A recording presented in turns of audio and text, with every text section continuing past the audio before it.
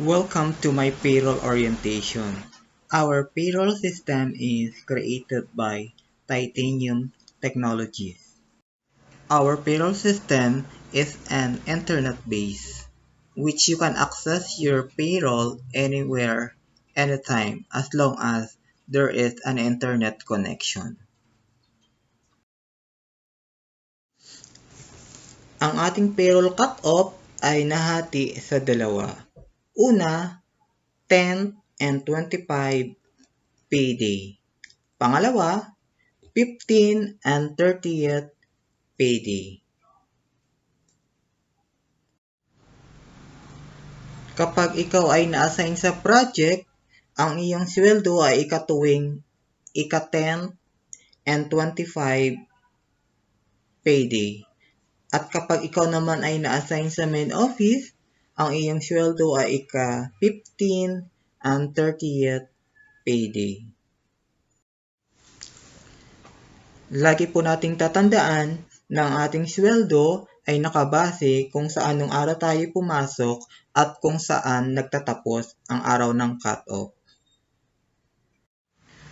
Meron po tayong grace period na 15 minutes. Ibig sabihin nito, kapag tayo ay na-late sa pagpasok sa trabaho, tayo ay hindi kakaltasan kung tayo ay napapaloob sa 15 minutes na grace period. At kapag tayo ay sumobra, doon pa lang tayo magkakaroon ng kaltas sa ating sweldo.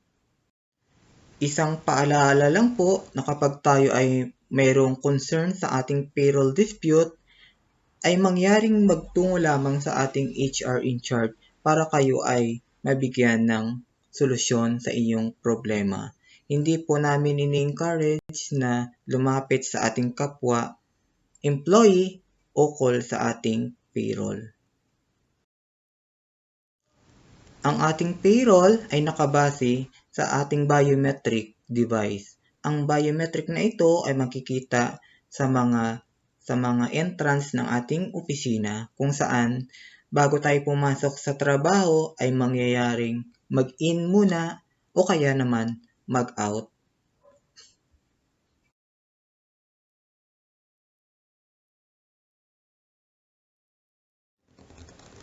Pakisulat na lamang po sa ating papel o kaya sa ating mga notepad ang tamang web address na ating gagamitin kapag tayo ay maglalagin na sa ating account. Ito po ay ang https://www.mypayroll.ph.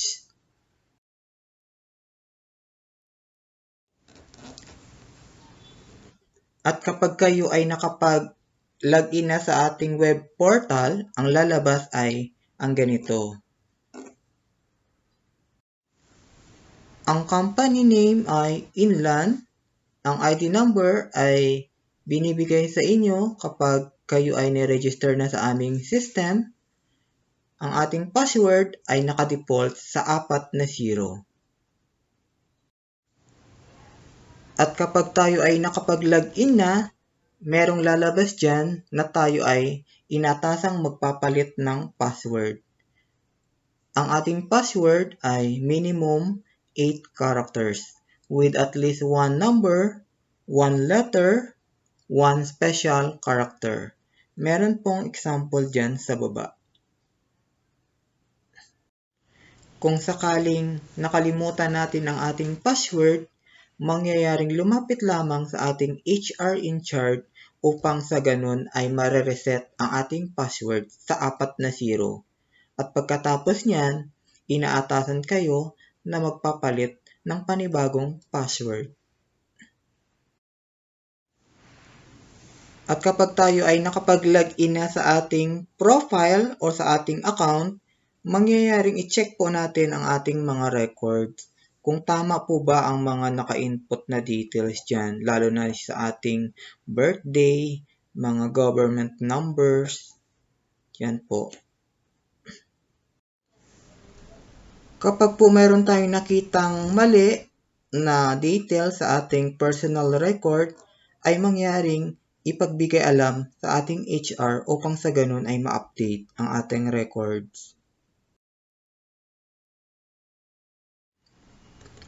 Kapag nais nating i-update ang ating record, ay pumunta lang kayo dito sa ESS Update. So, inatasan kayo na pwede natin siyang i-update ang ating record. Ang ating payroll system ay ginagamit kapag tayo ay nagka-file ng ating work extension or ang ating OT, official business trip, failure to swipe, change of work schedule, and leave of absence.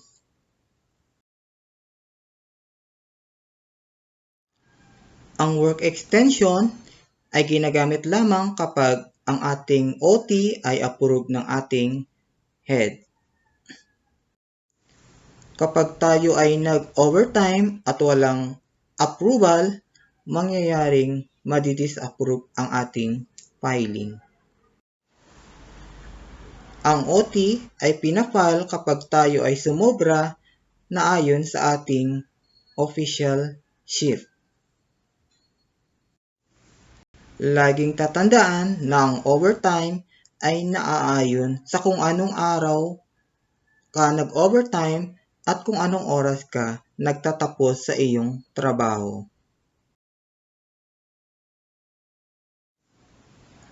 At kapag tayo ay magpa-file na sa ating online, pumunta lang sa ating quick file na menu. Then, makikita mo dyan yung work extension. Yung effective date ay kung saanong araw ka nag-render ng overtime. Nakalagay din dyan ang start time at end time. Remember, use military format. Then, ilagay po ang particular ng ating ginawa, then click submit. Ang susunod ay official business trip. Ito ay ginagamit lamang kapag tayo ay wala sa ating opisina, na tayo ay hindi nakapag-time in at time out. Ang OBT ay ipafile natin sa ating payroll system kinabukasan. At kapag tayo ay naka-OB, hindi po tayo qualified sa overtime.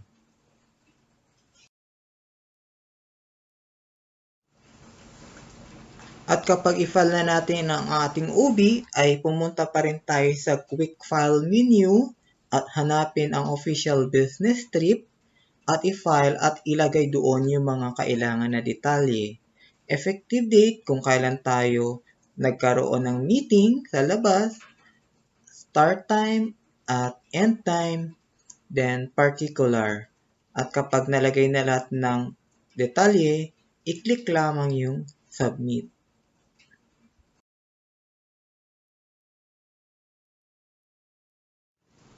Ang failure to swipe ay ginagamit lamang kapag nagkakaroon tayo ng awol sa ating payroll system or attendance na kung saan ang ating in ay walang kabanggang out or yung out ay walang kabanggang in o kaya naman double in yung ating mga time in or time out.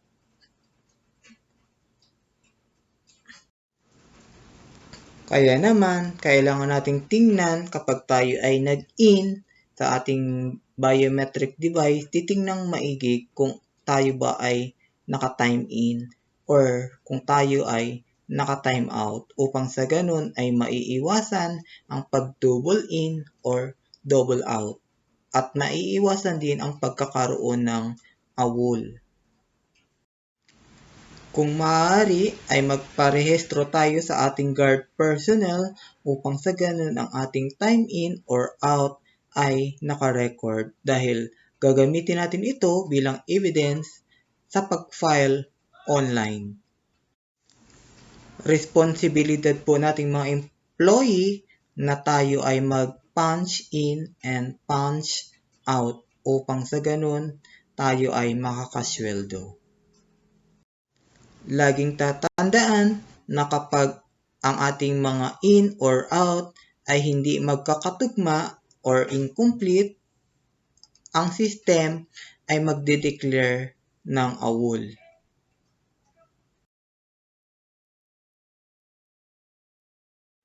At kapag tayo ay mag-file na sa ating payroll system, pumunta pa rin tayo sa Quick File menu. Hanapin lamang ang failure to swipe, then ilagay ang effectivity kung kailan tayo nagkakaroon ng AWOL, then isulat ang tamang oras kung ito ba ay time in or time out, at ilagay dyan ang particular at isubmit.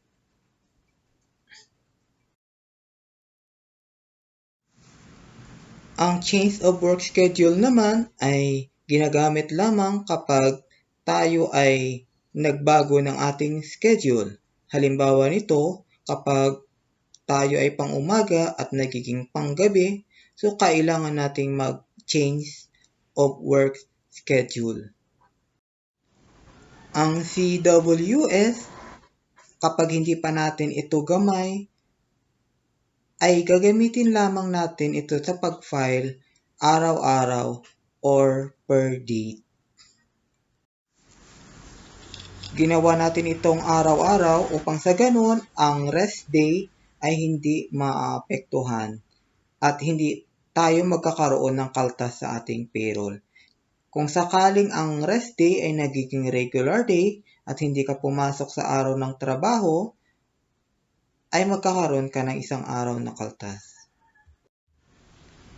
Lagi nating tatandaan na ang CWS ay kailangang akma or match sa ating work schedule upang sa ganon, hindi tayo magkakaroon ng AWOL. Ito po ay isang halimbawa ng CWS na final ng isang diretso. Mangyayari lamang, skip ang iyong rest day at kung mayroong holiday.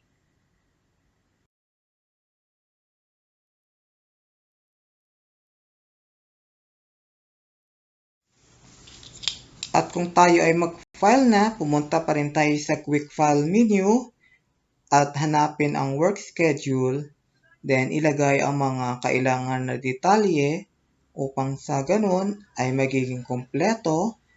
At lagi nating tatandaan kung ang day type ba ay naka-regular or naka-rest day. Then ilagay ang particular at i-click ang submit. Ito po ay isang halimbawa ng straight filing ng CWS. Pero nire-recommenda namin na ang pag-file ng CWS ay dapat araw-araw upang sa ganun kapag mayroong mga araw na dapat i-cancel ay hindi maapektuhan ang ibang araw. Ang leave of absence naman ay ginagamit natin kapag tayo ay lumiban sa ating trabaho, kung ito man ay personal or emergency. Ngunit titingnan natin kung tayo ba ay merong allotted leave credit sa ating payroll system. Kapag po tayo ay nag-file ng leave of absence at wala pong allotted leaves credit, ang lalabas po sa ating attendance ay leave without pay. Ang pag-file ng leave of absence ay naaayon po sa policy ng ating kumpanya.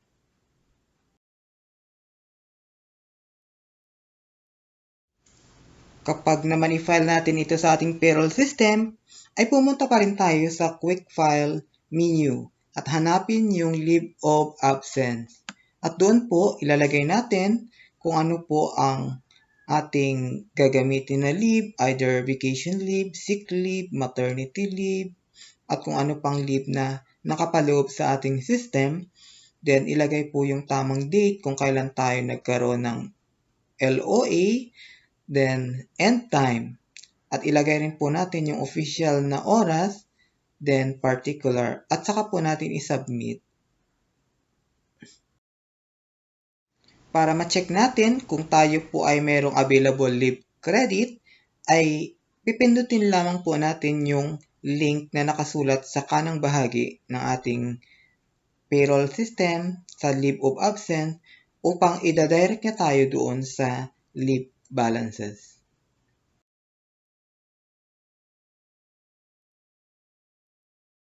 Ang susunod nating topic ay tungkol sa kung paano natin i-check yung mga ginawa nating forms. Para makita natin kung saan napunta yung ating mga filed e-form, ay pumunta pa rin tayo sa Quick File menu at hanapin yung Your Filed e-forms. Kapag na-direct na tayo sa ating filed e-form, ay i-click lamang yung date range kung ano po yung particular na araw o buwan na ating hahanapin at i-click yung search button. Pagkatapos natin i-click ang search, ay lalabas na po yung mga transaction or mga filed forms na ating ginawa. Para makita kung ano ang particular ng araw na ating ginawa, i-click lamang po ang date na sa kaliwang bahagi para lalabas yung particular.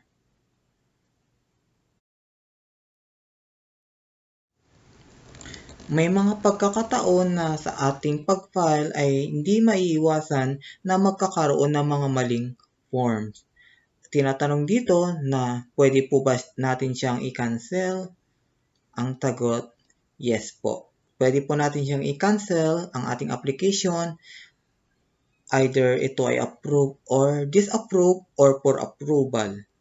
So lahat po ng mga nakalagay sa filed forms ay pwede po nating i-cancel. Make sure lamang po na ang ating i-cancel ay yun lang pong karapat-dapat na i-cancel. Kung sakaling i-cancel po natin ang ating maling filed e-form, ay pipindutin po natin yung date na nagkaroon po ng mali. Double click lang po natin yan upang lalabas yung box. Ilalagay po natin yan ng reason kung bakit natin siya i-cancel at saka po natin i-click ang cancel. Sa ating payroll system, maaari po natin i-check kung ang ating attendance po ay kompleto at tama sa loob ng isang cut-off. Para ma-view ang ating attendance, ay pumunta lamang tayo sa payroll menu at hanapin yung attendance. Then, ilagay ang date range, then i-search.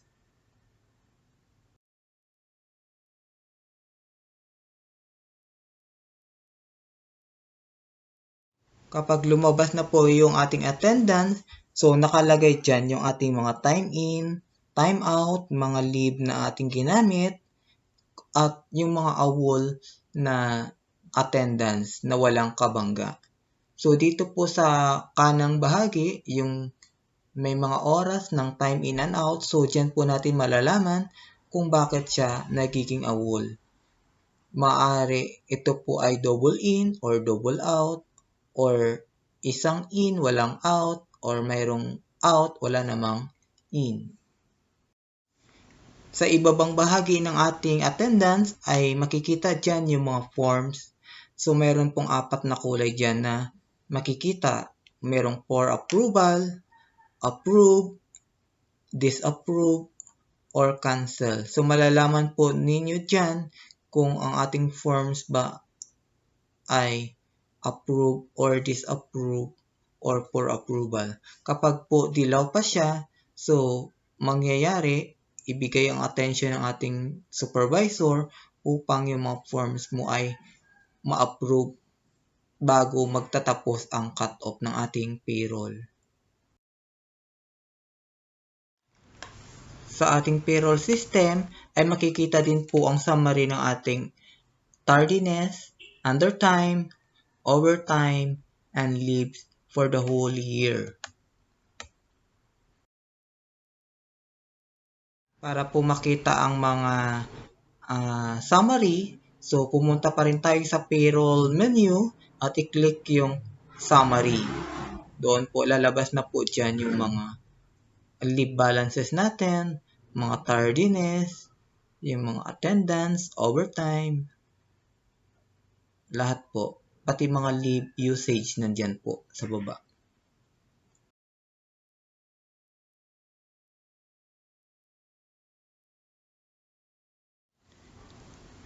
After po ng ating file form, attendance, so ito po yung pinakaabang-abang natin lahat, yung makikita natin ang ating payslip. Ang ating payslip ay makikita lamang po ito sa ating account. Ito po ay ating makikita personally. Hindi po natin ito pwedeng i-share sa iba sapagkat ang ating payslip ay confidential. Kapag po tayo ay mayroong problema sa ating payslip, ay mangyayaring lumapit lamang po sa ating HR in charge upang sa ganun ay mabigyan kayo ng gabay o action para sa inyong problema. Ipinagbabawal po namin ang paglapit ninyo sa ibang employee dahil ang ating payslip ay confidential po. Ito po ang huling tanong na kung sakaling nakalimutan mo ang iyong password at sinabi ko sa unang slide kanina, na-inform lamang po ang HR in charge dahil sila lang po ang makakatulong nito upang ma-retrieve ang iyong password.